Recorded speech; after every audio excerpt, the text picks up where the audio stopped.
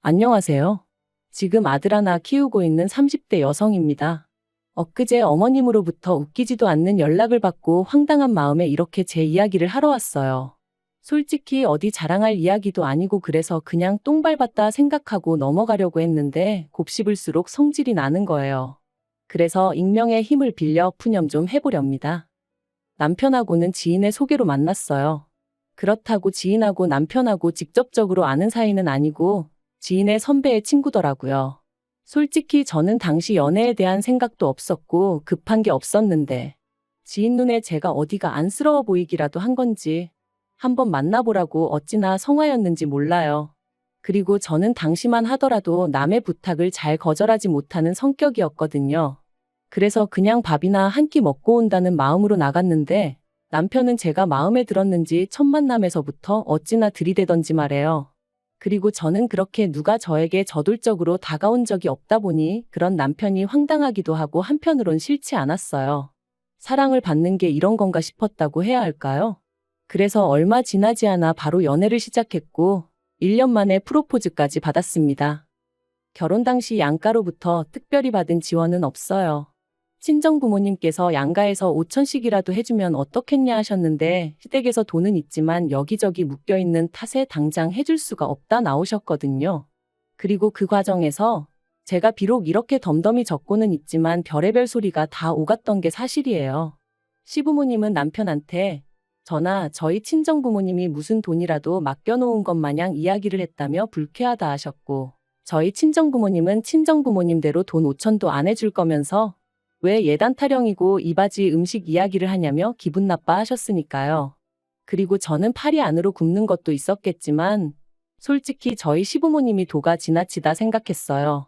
시댁에서 금전적인 부분에 있어서는 이런 방구도 없었으니 저희 친정부모님 입장에선 기다리다 못해 한마디 한 것뿐이셨는데 그걸 그렇게 기분 나쁘게 받아들이실 거라곤 상상도 못했거든요.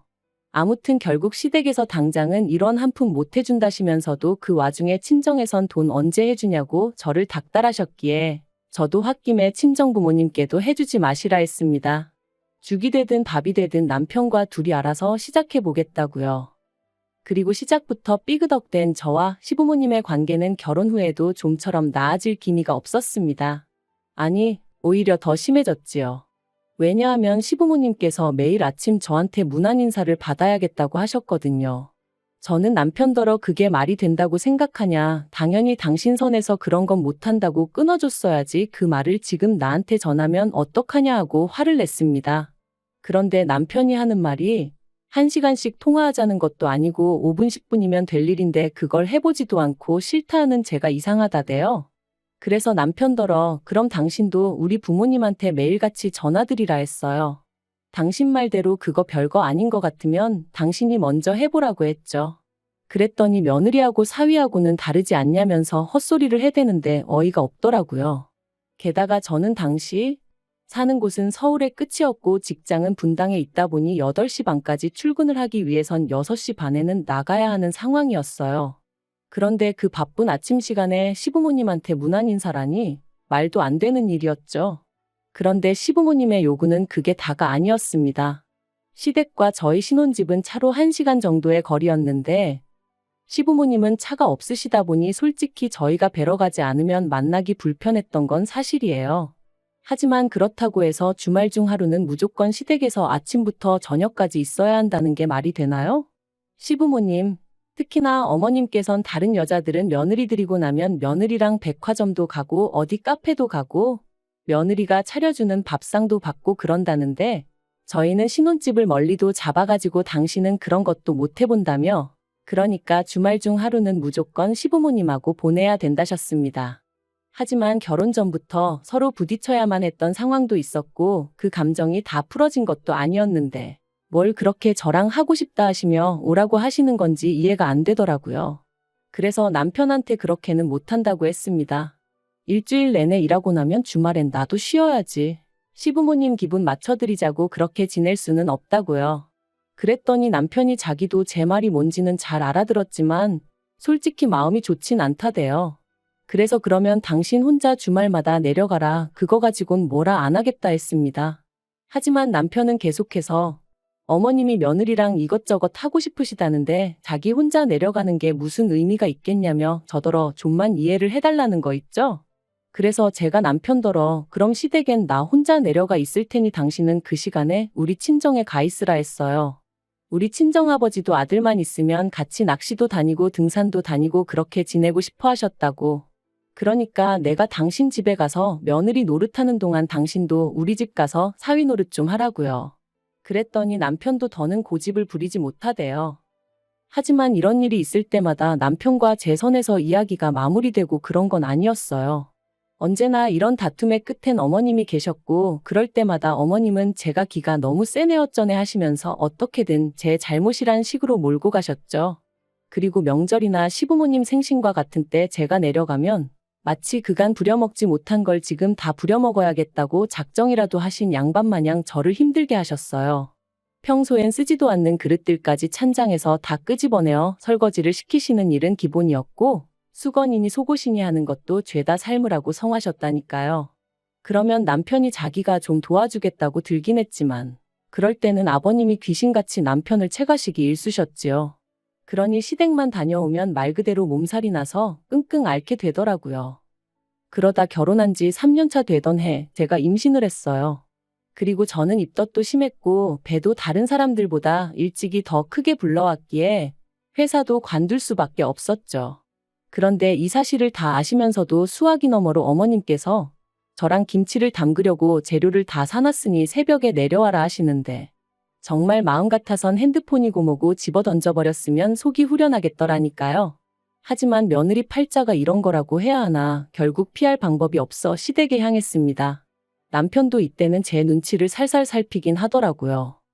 그런데 문제는 여기서 끝이 아니었어요. 전화로는 시부모님하고 저희 먹을 것만 하자셔놓고 막상 딱 도착하니까 배추만 좋기 100포기는 되겠더라고요. 그리고는 저한테 고무장갑하고 앞치마 주시면서 빨리 채비하라시는데 눈물이 핑 돌았죠. 그래서 제가 남편더러 당신이 하라니까 남편도 알겠다며 저더러 방에 가서 쉬라고 하대요. 그런데 그 순간 아버님이 귀신같이 나타나셔서는 평소처럼 남편을 채가려고 하시는데 진짜 우라가 치미는 거 아니겠어요? 그래서 도대체 저한테 왜 이러시냐고 소리를 질렀네요. 이러다 유산이라도 되면 어머님 아버님이 책임지실 거냐고요. 그랬더니 어머님 말씀이 당신은 옛날에 만삭일 때도 김장 다 했고 남편 태어나고 나서는 등에 업고도 하셨다나요? 그래서 어머님이 그렇게 사셨다고 저도 그렇게 살아야 하는 거 아니라고 받아쳤습니다. 어머님은 참으셨는지 몰라도 저는 이런 부당한 대우받고는 못 산다면서요. 그리고는 제 핸드백하고 차키를 챙겨서는 뒤도 안 돌아보고 시댁에서 나왔습니다. 남편한테는 김장 실컷 담고 알아서 올라오라 했죠. 그리고 그날 사건을 계기로 저랑 시부모님 사이는 정말 완전히 틀어져 버렸어요. 시부모님이 사과를 하실 리가 만무했지만 저는 미안하다 소리를 듣지 않고는 그냥 넘어갈 수가 없었거든요. 게다가 남편의 뜨뜻미지근한 태도도 제 화가 더 오르게 만들었습니다. 남편은 시부모님이 설마 자기 손주 임신한 너를 미워서 그랬겠냐며 그냥 생각이 좀 짧으셨던 건데 그걸 제가 이해해야지 어쩌겠냐 식이었으니까요. 하지만 정말 10번을 잘해주시다 한 번을 서운하게 하신 것도 아니고 매사 그런 식이시던 분이 임신까지 한 상황에서도 달라진 게 없었으니 제가 화가 난 거였는데 설명을 해줘도 말기도 못 알아듣고 그러니까 남편한테도 더는 뭐 의지하고 싶은 생각도 안 들었어요. 그래서 저 출산했을 때 그리고 애 100일 지나고 얼마 안 있다 시부모님이 저희 집에 오셨던 걸 제외하면 말 한 번 제대로 섞은 적이 없네요. 남편이 시부모님이 애 보고 싶어 하신다 하면 당신이 데리고 다녀오라 했고 아니면 오시라고 한 뒤 저는 자리를 피해 있는 시기였거든요. 그러니까 오셨어요? 안녕히 가세요. 뭐 그 정도가 다였죠. 그런데 2년 전 늦가을 남편이 1년 동안 해외에 나가게 되었어요.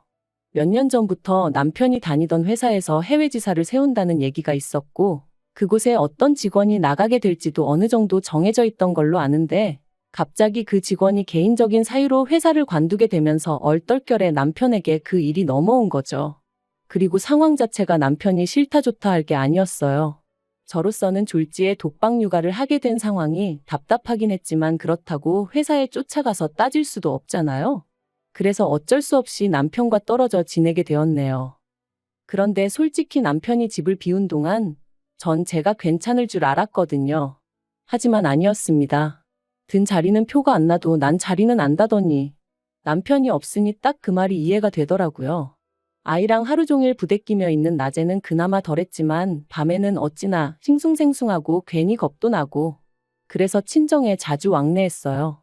제 차가 있으니 운전해서 가기도 했고 어떤 날은 기차 여행한다 생각하고 기차 타고 다녀오기도 하고 혹은 친정 부모님이 와주시기도 하셨습니다.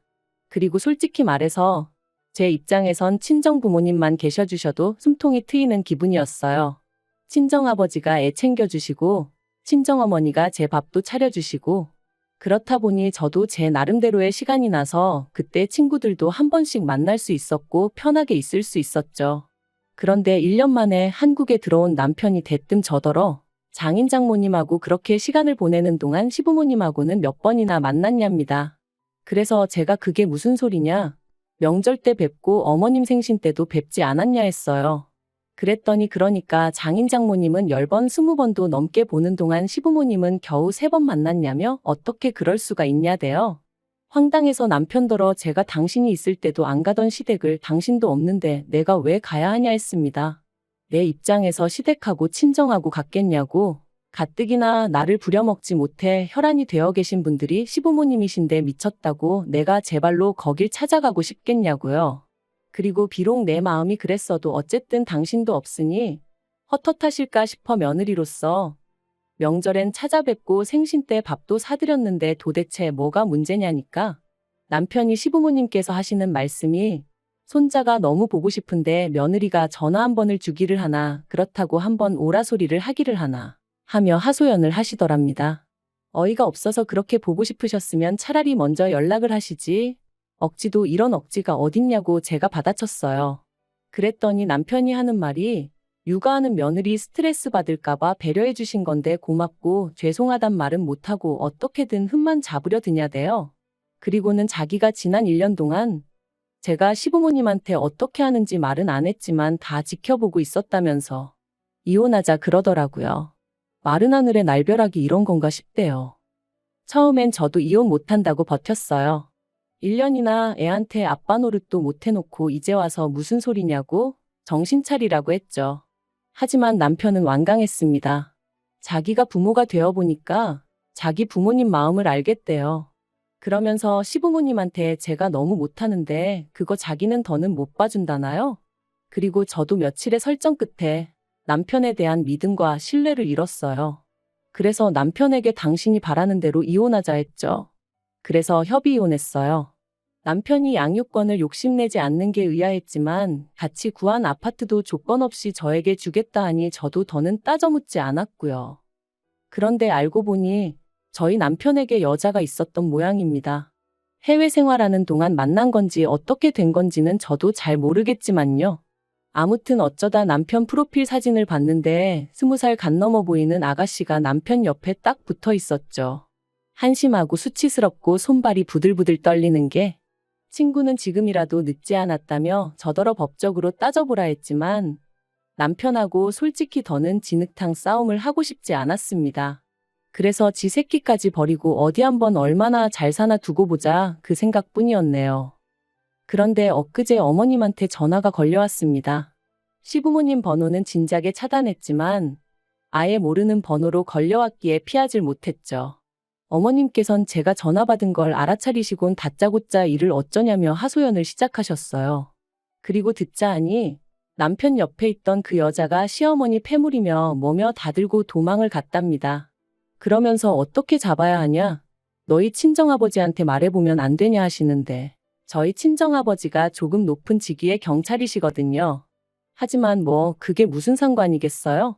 설령 어머님이랑 제 사이가 좋아도 그런 식으로 저희 아버지한테 부탁할 일은 아니었으니까요. 저는 어머님더러 경찰서 가서 신고를 하시던지 알아서 하셔야지 그런 걸로 왜 저한테 연락을 하시냐 하지 마시라 했습니다. 그런데 그게 다가 아니었습니다. 괜한 궁금증에 남편을 소개해 주었던 지인에게 연락해 괜히 한번 남편의 안부를 물었거든요. 그랬더니 입이 어지간히 근질거렸던 건지 아주 속사포처럼 남편 이야기를 쏟아냈습니다. 그리고 듣게 된 충격적인 이야기가 그 여자가 임신을 했다며 남편에게 이런저런 핑계로 뜯어간 돈이 몇 천은 되는 모양이라는 거예요. 주변 사람들한테까지 손을 얼마나 빌렸는지 최근엔 다들 남편 연락을 피한다면서 말이죠. 그리고는 그 지인이 저더러 저랑 살 때도 그랬냐고 묻는데 제가 어이가 없어서 그냥 미친 듯이 웃어버렸네요. 자려고 누웠는데 다급한 어머님 목소리도 생각이 나고 시부모님한테 말 못하고 끙끙 앓고 있을 남편도 떠오르고 그런데 얼마나 오만정이 떨어졌으면 그런 생각이 나도 웃음만 배시시 나오지 하나 불쌍하단 생각이 안 들대요. 마음 같아선 다들 좀 더 고생 좀 했으면 좋겠어요. 설마 이제 와서 저한테 들러붙을 생각은 안 하겠죠. 아무리 찾아와서 앓는 소리 죽는 소리 해댄다고 흔들릴 저도 아니지만 그래도 귀찮게 할까봐 그게 좀 걱정이네요.